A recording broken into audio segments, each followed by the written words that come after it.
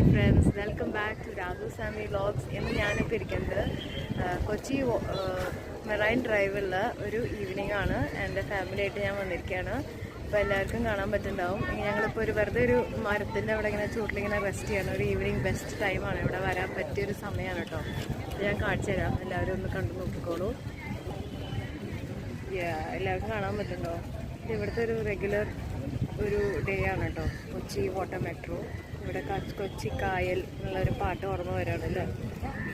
Yes yes, sunset കാണാൻ പറ്റുന്നുണ്ട് എല്ലാവർക്കും.